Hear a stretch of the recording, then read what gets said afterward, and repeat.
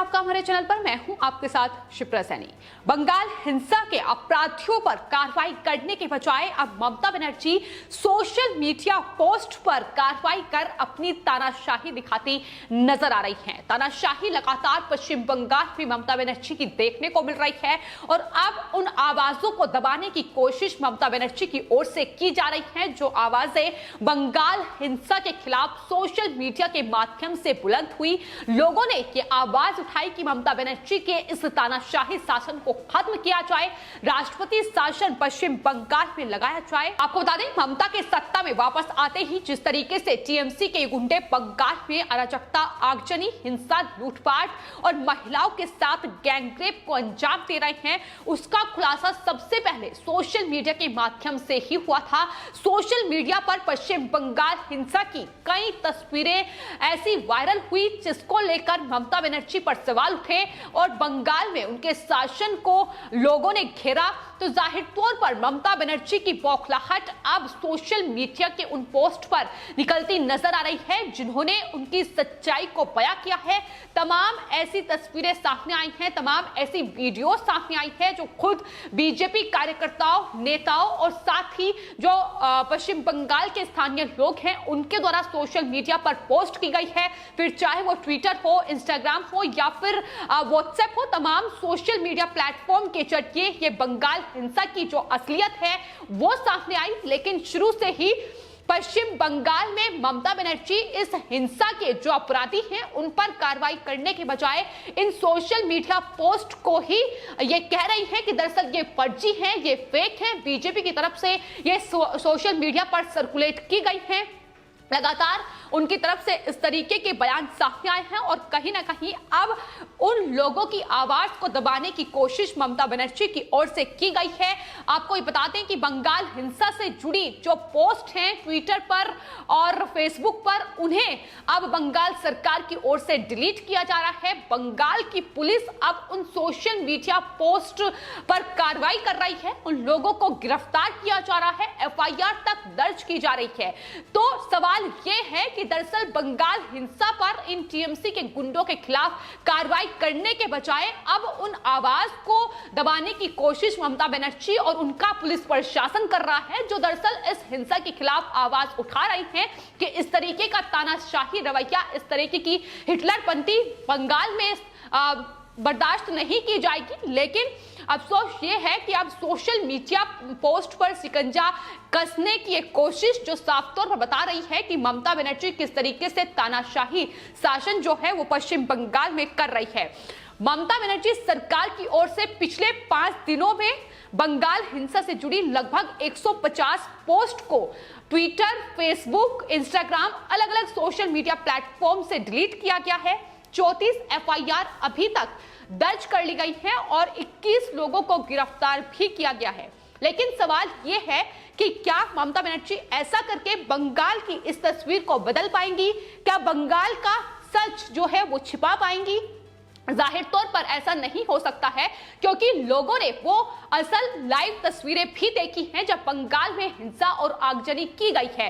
फिर चाहे वो चुनावों के मद्देनजर रही हो या फिर जिस तरीके से हाल ही में हिंसा प्रभावित इलाकों का दौरा करने के लिए केंद्रीय मंत्री बीजेपी के वहां पहुंचे थे, लेकिन उनके काफिले पर हमला किया गया था और ये सभी ने लाइव तस्वीरें देखी थी किस तरीके से टीएमसी के गुंडे लगातार वहां बीजेपी कार्यकर्ताओं, उनके परिवार को निशाना बना रहे हैं। तो लगातार ममता बनर्जी की कोशिश यह है कि किसी भी तरीके से इस हिंसा से लोगों का ध्यान भटकाया जाए।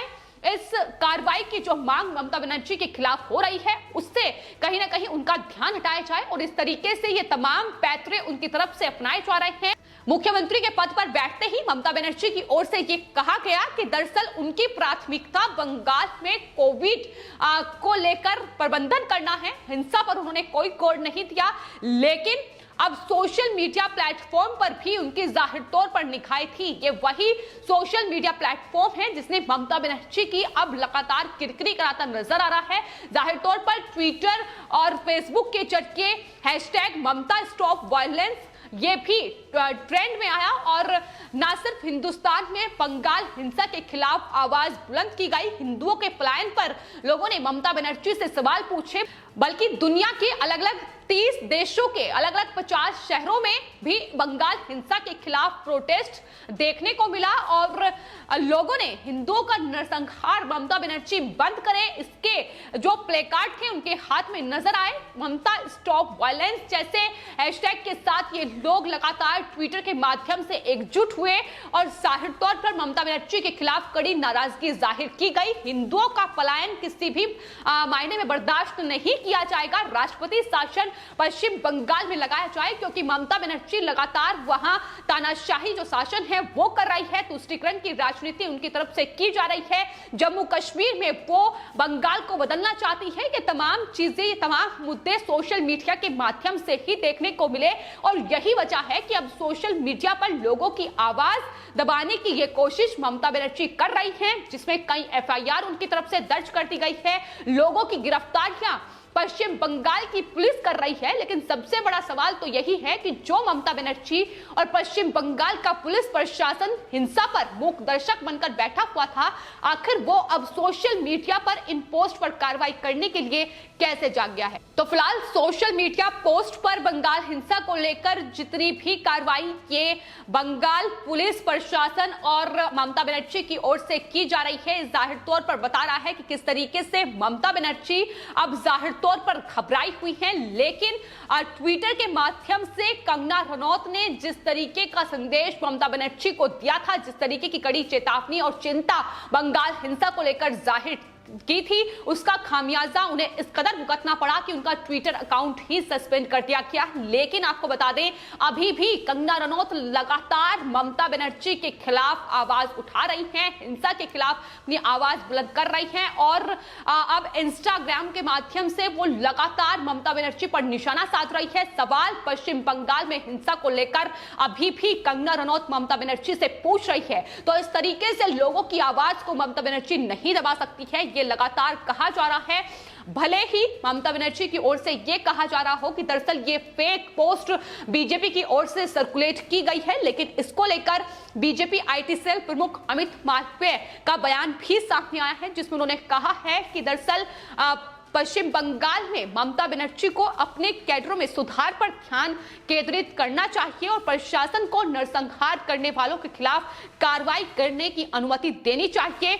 उन्होंने साथ ही यह भी कहा है कि ये जो तमाम चीजें पश्चिम बंगाल में हो रही हैं, ये साफ तौर पर विवादास्पद तर्कों का उपयोग करते हुए ध्यान भटकाने की टीएमसी की चाल है जो वो लगातार चल रही है। आपको यह भी बता दें कि जो सोशल मीडिया पोस्ट को लेकर एफआईआर लोगों पर बंगाल पुलिस दर्ज कर रही है, उसमें शुभेंदु अधिकारी पर भी एफआईआर दर्ज की गई है। इसके अलावा कैलाश विजयवर्गीय बीजेपी के नेता और अग्रमित पॉल पर भी एफआईआर ममता बनर्जी की ओर से दर्ज की गई है। तो ये बौखलाहट, ये साफ तौर पर डर दिखाई दे रहा है कि किस तरीके से अब ममता बनर्जी के खिलाफ जो लोग आवाज उठा रहे हैं उसे दबाने की ये कोशिश लगातार उनकी तरफ से जारी है। लोगों का यह भी कहना है कि दरअसल जिस तरीके से उद्धव ठाकरे ने काम किया महाराष्ट्र में, जिस तरीके से उन्होंने तमाम चीजों को गुमराह करने की कोशिश उनके द्वारा की गई, वैसे ही ममता बनर्जी भी महाराष्ट्र में ये तमाम पैतरे अपनाती नजर आ रही है। सवाल ये भी है कि दरअसल उद्धव ठाकरे, अरविंद केजरीवाल और अब जिस तरीके से ममता बनर्जी कर रही हैं उसको लेकर लगातार वो सवालों में घिरी हुई हैं और ये सवाल भी पूछा जा रहा है कि आखिर उद्धव ठाकरे, अरविंद केजरीवाल जैसे नेताओं ने जो कुछ किया है उसके बाद अब ममता बनर्जी जिस तरीके से पश्चिम बंगाल में ये तानाशाही करती दिखाई दे रही है, इस पर आखिर कोई सवाल क्यों नहीं उठा रहा है? आखिर क्यों इस तरीके से लोग चुप बैठे हैं? तमाम वो मानवाधिकार एक्टिविस्ट से लेकर लिबरल पत्रकार और तमाम पार्टियों के वो नेता जो लगातार लोकतंत्र खतरे में है इसकी दुहाई देते नजर आते थे, लेकिन अब बंगाल हिंसा को लेकर चुप्पी है। इससे पहले केजरीवाल सरकार को लेकर चुप्पी और उससे पहले महाविकास अघाड़ी सरकार में जो वसूली कांड हुआ उसको लेकर चुप्पी। तो आखिर ये चल क्या रहा है? लगातार सवाल इसको लेकर ही पूछा जा रहा है कि अब लोगों की आवाज को आखिर क्यों दबाया जा रहा है बंगाल हिंसा को लेकर, जब हिंदुओं का पलायन हो रहा है, जब वहां हत्याएं हो रही हैं और लगातार बातचीत साफ तौर पर दिखाई दे रही है कि बीजेपी के दफ्तर को जलाया जा रहा है। क्या ये तस्वीरें सच नहीं है? क्या बीजेपी के के जो मंत्रियों पर हमला हो रहा है, जिसकी लाइव तस्वीरें सामने हैं, क्या वो बंगाल की सच्चाई नहीं है? क्या सोशल मीडिया की जो पोस्ट है उसे डिलीट कर पश्चिम बंगाल में ममता बनर्जी बंगाल की इस असल तस्वीर को छिपा पाएंगी? यही सबसे बड़ा सवाल है जिसका जवाब ममता के पास नहीं है। लेकिन अफसोस ये है कि ममता की वही पुलिस अब उन सोशल मीडिया पोस्ट पर तो कार्रवाई कर रही है, लेकिन बंगाल में जिसने अराजकता, हिंसा और महिलाओं के साथ इस तरीके से बदसलूकी और गैंगरेप किया है, उस पर वो बिल्कुल मौन है, मूकदर्शक बनकर बैठी हुई है और इन्हीं तमाम सवालों में फिलहाल ममता बनर्जी घिरी हुई हैं। फिलहाल आपके इस पूरे मामले पर क्या राय है, हमें कमेंट बॉक्स में जरूर लिखें और चैनल को सब्सक्राइब करें। धन्यवाद।